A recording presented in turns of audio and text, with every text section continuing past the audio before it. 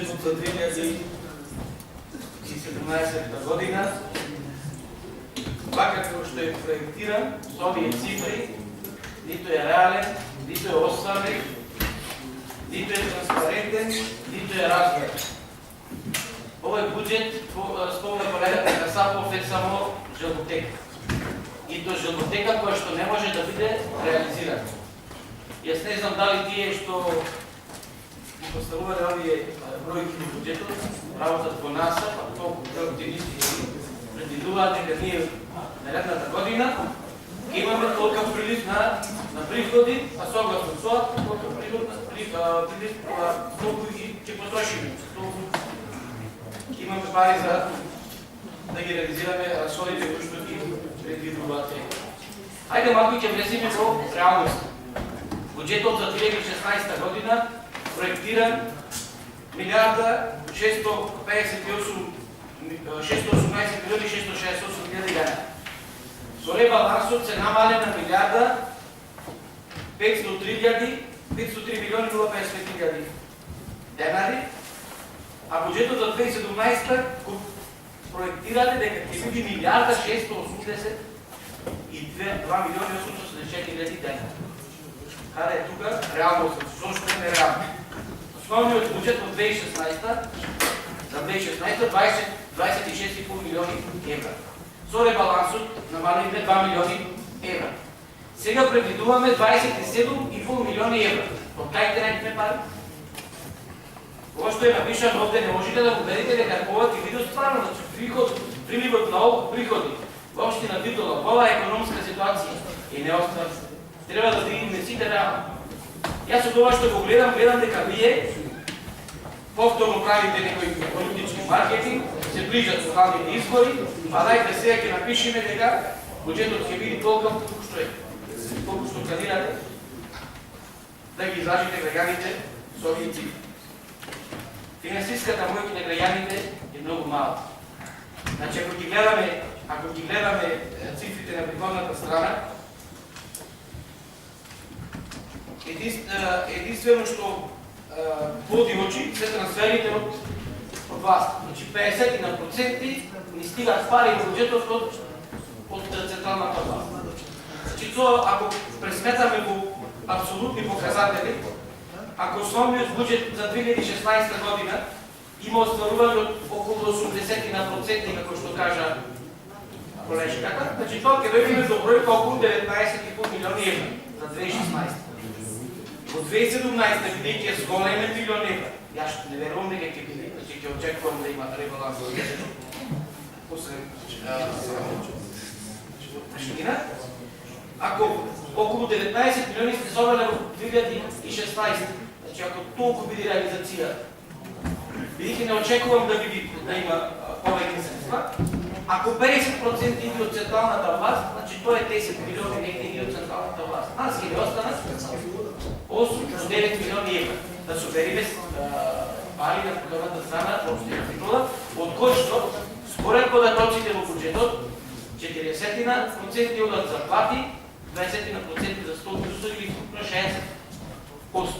Од 8 милиони до 5 милиони. Значи нас ќе ни останат само 3 милиони евра со кои што можеме да се да кажуваме овде дека ќе направиме не знам колку улици, не знам колку капитални објекти, не знам колку патчина и така натаму.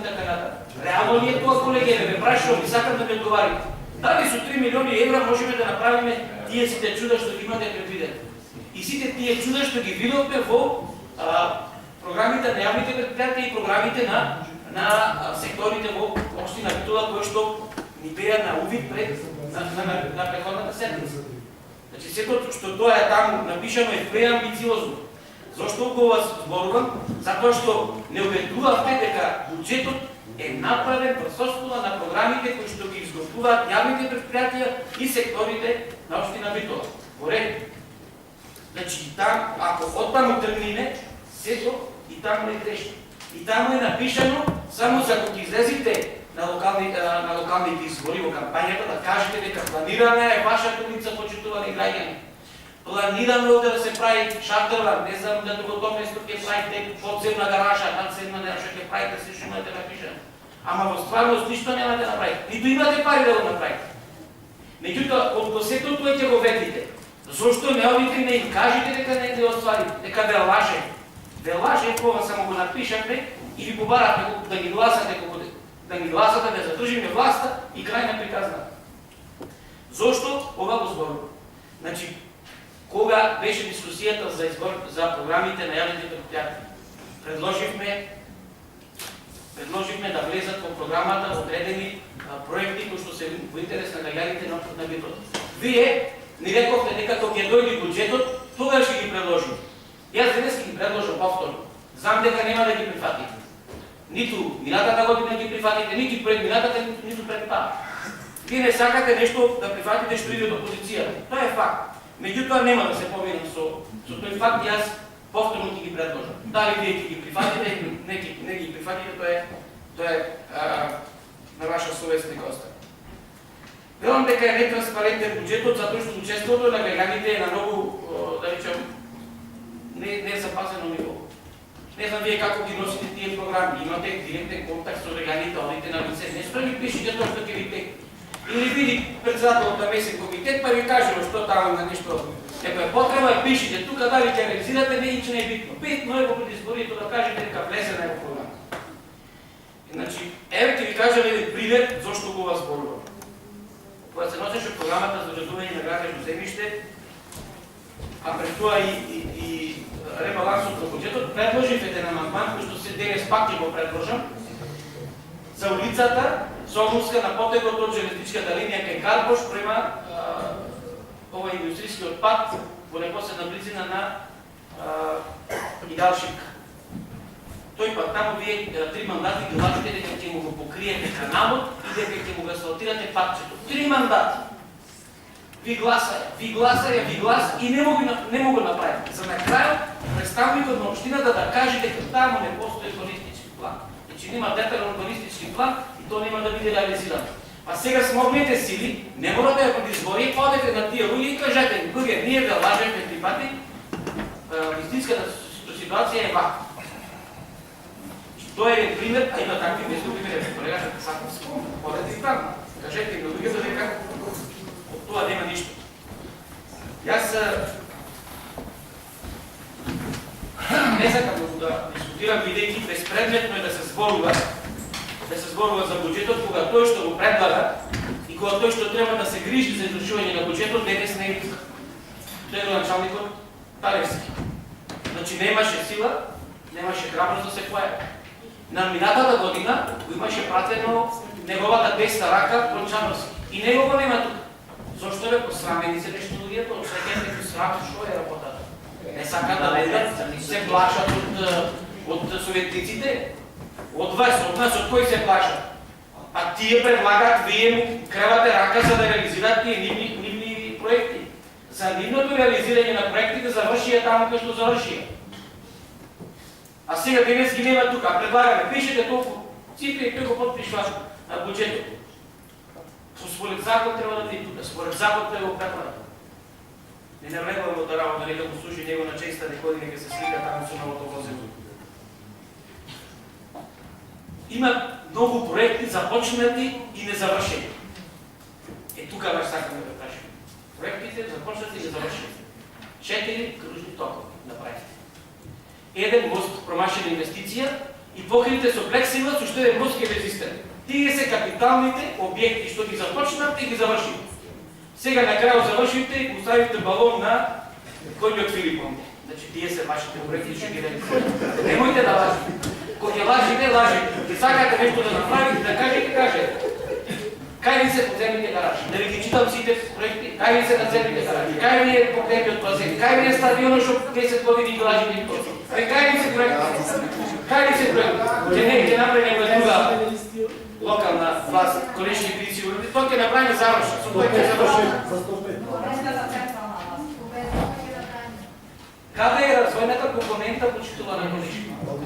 Буџетот има велика развојна компонента. За кој развој зборуваме? Граѓаните немаат пари.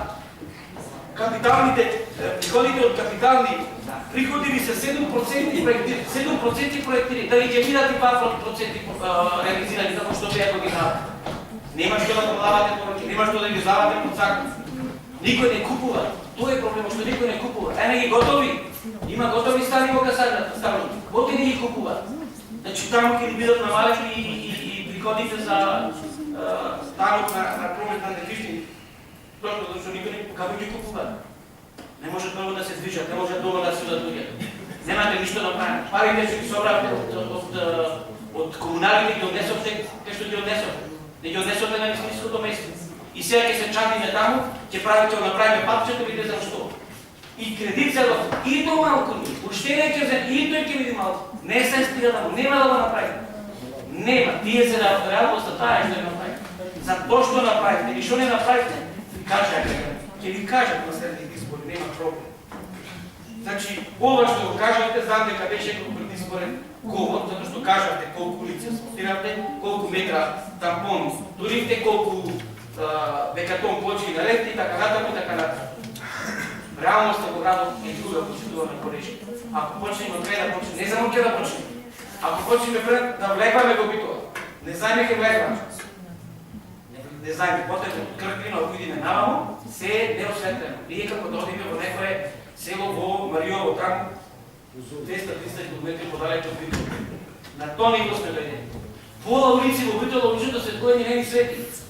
Штедиме, што е проблемот? Некој ми го објасни, штедиме, а велите си вчера во програмата за осветлување, велите дека родово било проект што го правите, затоа што кај што не светлено во уличките, ќе правите изјавици да не се плажат жените кои ќе свидат дома. Абе, доста да се тие работи. Мажите се плажат да свидат дома, не жените, затоа што нигде не свети. Пола град не свети.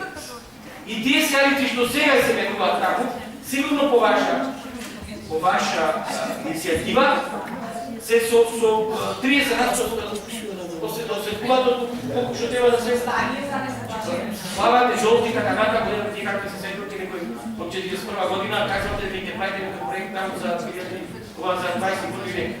Не ни чини да помня. Понатаму, зашто треба да спораш? За улиците?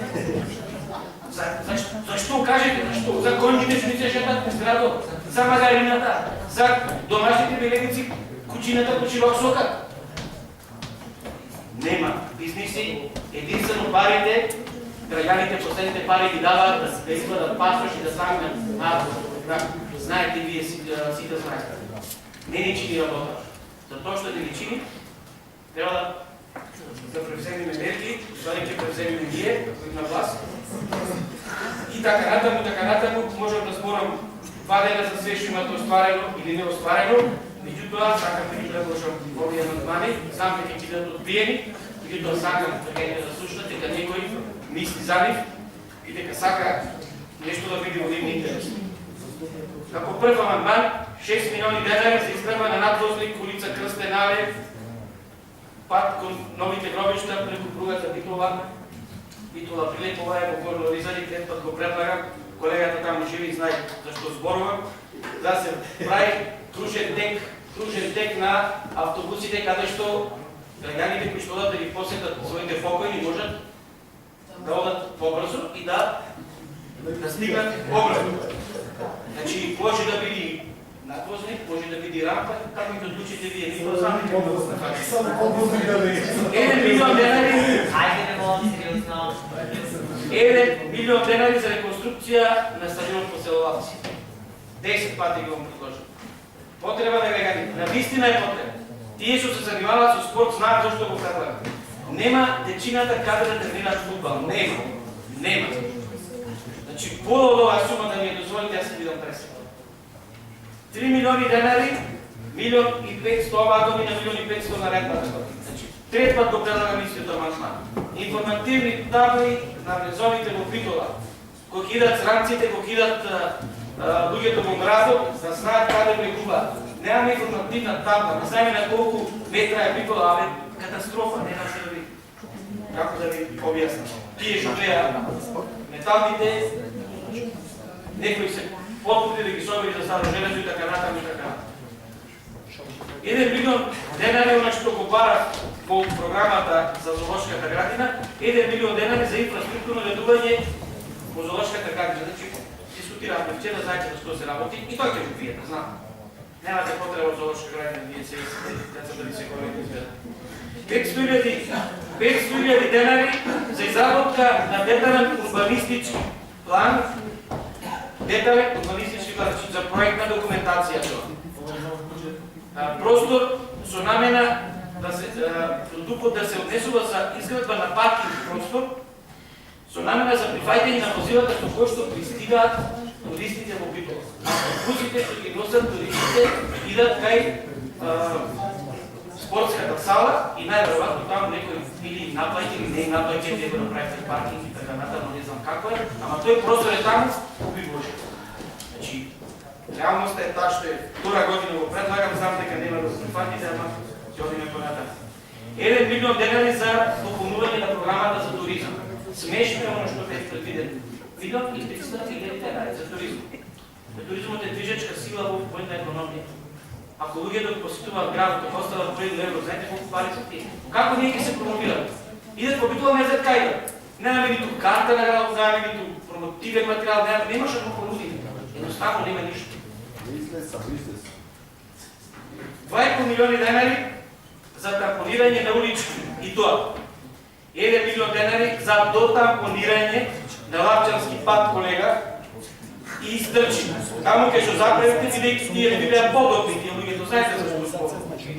1 милион денари за улички во Долно Ризари. И таму се скапат чутони погради, и таму претинат. Не е сработено, затоа го предлагам. 500.000 денари во село Караман. Таму е еднимална улица, страх и ушас.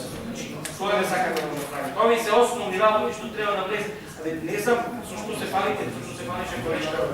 Не мора да го прочитам. 3 милиони денари, вклучувајќи и планска документација за реконструкција и изградба на улица Солунска. Ова што го спомнав. Делот кај напишам. Делот кај идеал Шипка.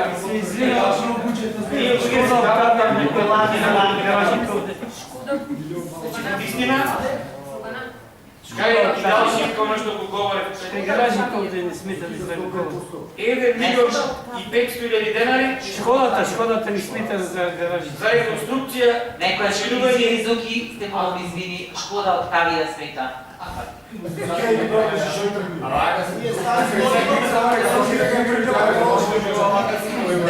Значи нема од тука никој. 1 милион и 500.000 денари за реконструкција. Ќе ве молам, трети пат го предлагам истото. 1 милион и 500.000 денари за реконструкција и проширување на паркинг просторот пред училиштето Климент Охридски. Треба ли да објаснувам? Тој што живее таму, знаете колкава фреквенција има на возила која стигнуваат и се одат дечињата до училиште. Че тој простор што е таму пред таа зграда не ги задоволува потребите. Ќе мора од другата страна да се интервенира, да се направи и како можеш паркинг простор. Не се многу пари, не знам зошто го одбивате, не знам зошто не го прифаќате и не знам зошто не е влезено во програмите. И на крајот 12 милиони денари за купување на едно пожарно возило. И толку. Тука ќе завршам. Благодарам што ме слушате. Благодарам.